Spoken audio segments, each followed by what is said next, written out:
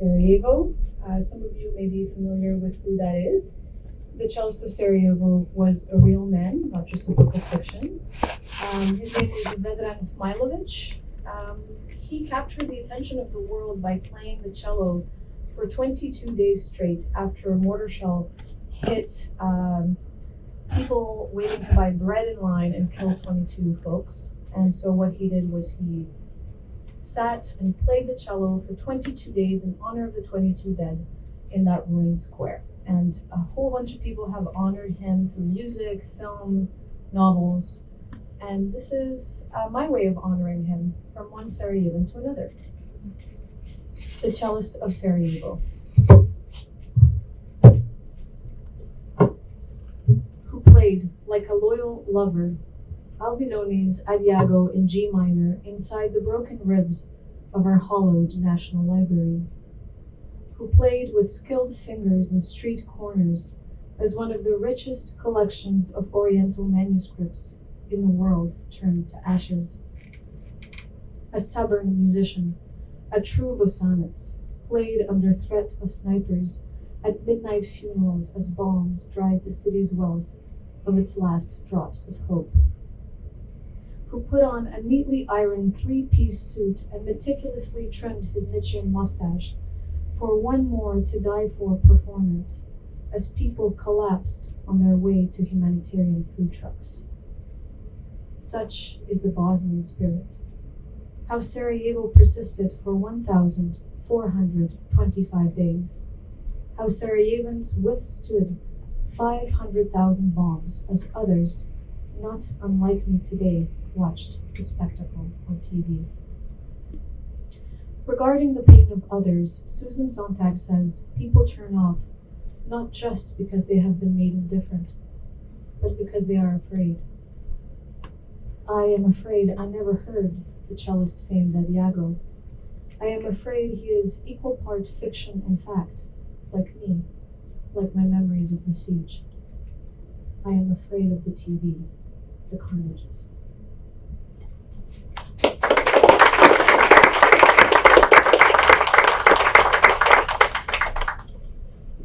I'm really hot.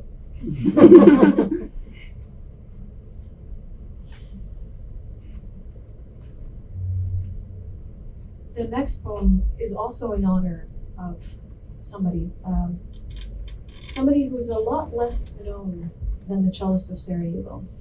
His name is Ramiz Nukic, and I'll give you a quote from the Sarajevo Times in 2016. Ramiz Nukic alone, bone by bone, found more than 200 bodies of Srebrenica victims killed in July 1995. This poem is called The Bone Collector of Srebrenica. Correction, more than 300 bodies over 27 years. He walked 40 kilometers a day. You, the Bukve forest, like the letters of his last name. 40 kilometers of raw feelings spilled from Ramiz's body as he unearthed leg, arm bones, a moss-bearded jaw, picked up what used to be a man or a boy from the bottom of a stream, foot, collarbone, wild violets protruding from the pelvic. Ramiz Nukic, bone collector. He fled, survived, unlike his father, two brothers, bones under fallen branches. Quote, I cannot just let these bones decay while someone's mother or sister is crying, searching. The land remembers July 11th, 1995. Soldiers executed 8,000 men and boys, trapped those inside Bukve's green cauldron, mowed down 15,000 racing hearts with machine guns, plucked Muslim bodies like weeds from their lands.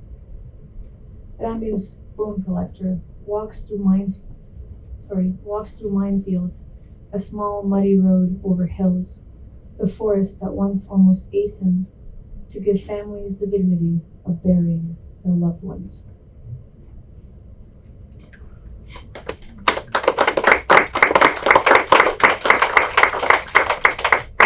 This is the section called War, and it does get better. There is a section afterwards, Unsettled. with a dash between the un and settled, mother tongue, and then peace. But we have to get through the war to get to the peace with this collection.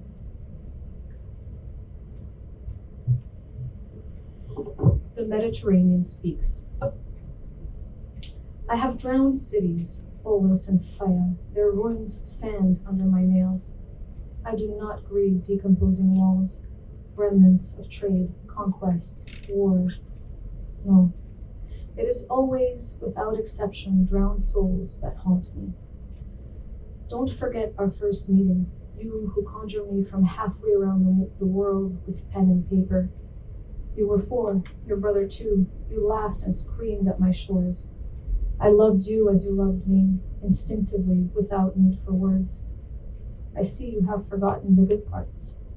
After all, you were young, careless, pissing, crying. Yes, and I, a patient elder, indulged you. Now that you have grown, do not conjure up Poseidon or silky-haired cetaceans with eyes and breasts of beautiful women. I am tired of human mythology. Lies, lies. I will not let you put words into my mouth. I channel these lines through you, poet. Glorify and vilify no more romance. I remember you fleeing the Siege of Sarajevo, 3 refugees in a fisherman's boat from Croatia to Italy, scared and silent, my porous surface rippling the moon's incandescent light. You ask me now about the Syrian little boy, face cupped by sand? Imagine me who felt his last breath, swayed his body to shore. What? You want to know if there are parts of my skin untouched by Viking boats or oil spills? Don't look at the sea for answers. As absurd as asking the gun why the finger pulled the trigger.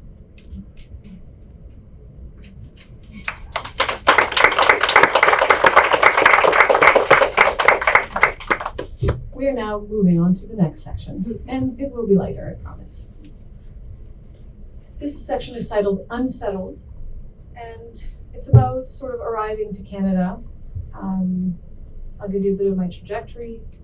As you may have guessed, I was born in Sarajevo, but in a country that doesn't exist anymore, ex-Yugoslavia. And there was a war that broke out in 1992 that really ultimately culminated into a genocide of the Muslim Bosniak people, my people. Some people have alternative stories, but the United Nations has made it clear it was a genocide. But then I was a refugee in Croatia, which it's a funny thing to be a refugee in Croatia. It's like, imagine Canada fell apart and people from Gatineau were refugees in Ottawa. It's just an odd feeling, or even something odd to utter.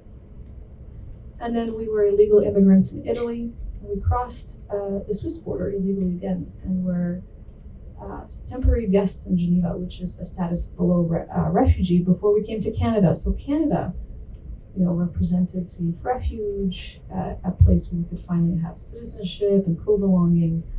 In my section, I still titled it Unsettled, with a dash in between, just because it's an odd thing to escape genocide, to come to a country built on colonialism and a history of genocide.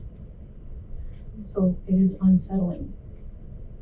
At this poem is nothing like that. It's just kind of funny. And it's called Canada Goose.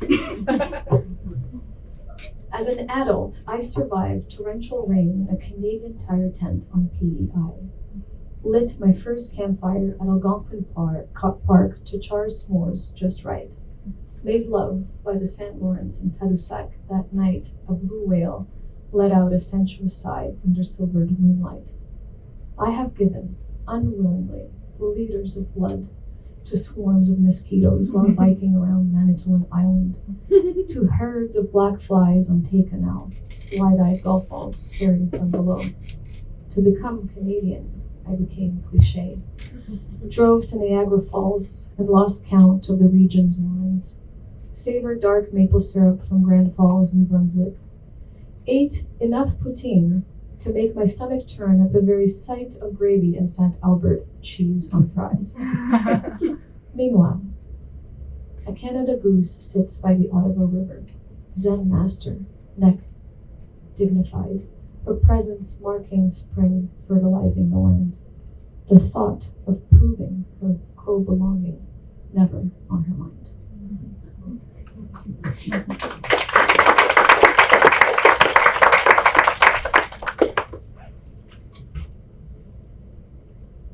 This next poem is from the section Peace. It's the penultimate poem that I will read.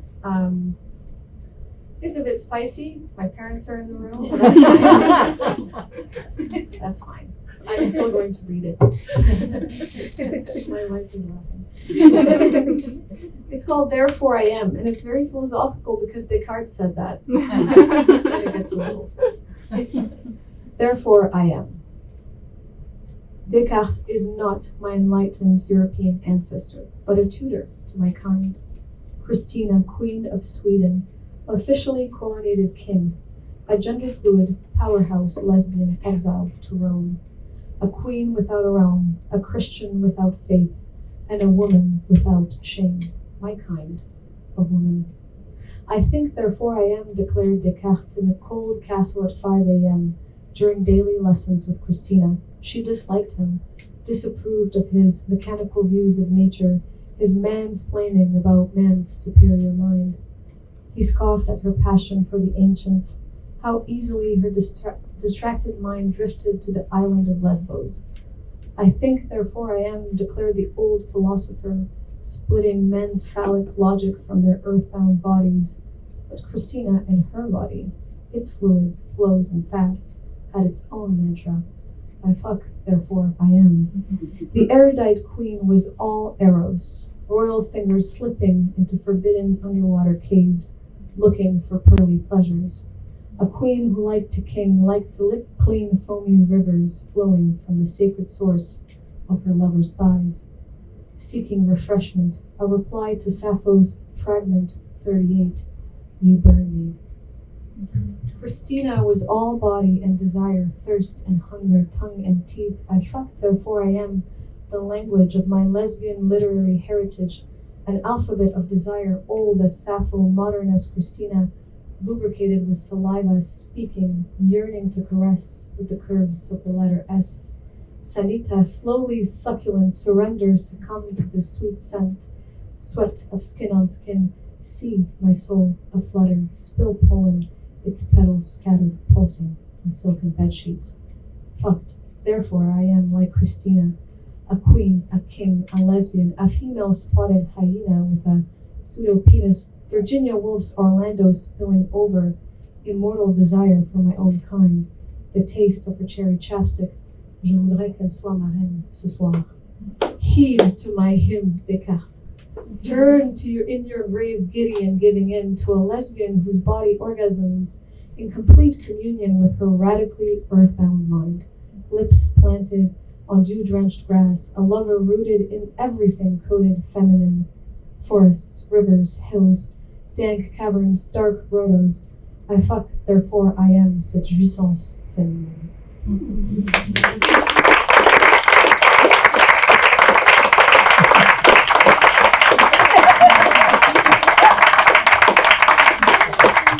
We will end this with a vanilla poem called Lost Manuscripts. It begins with a quote by Rabindranath Tagore, who's an Indian poet and writer, and the quote is, "Trees are the earth's endless effort to speak to the listening heaven." I'll say that again. Trees are the earth's endless effort to speak to the listening heaven. Lost manuscripts. Not my phone or toothbrush first thing in the morning. A moment outdoors. An ode to touch, fresh air on my skin. Circadian rhythm, symbiosis. Me and the rooted, leafy ones, the bright star we spin around. Pen on paper, sharpening a pencil, the sound of it. A moment for what the trees have given us, what we owe them. Barefoot on grass, the dew, its daily bread. A flamboyance of flowers, how their faces blush, how they seduce by simply being. The bee, a lover upon whose yearly floral yearnings our lives depend. The rain's calligraphy, written in the rivers and the clouds and the wind's hands. How the climate, editor-in-chief, turns the heat up and down, making snowflakes, unmaking snowflakes. My peasant ancestors used over 100 words for wood. They heard the forest's whispers, kept its secrets. Somewhere in my bones, lost manuscripts, penned by trees, grass, dew, flowers, bees, weather. Thank you.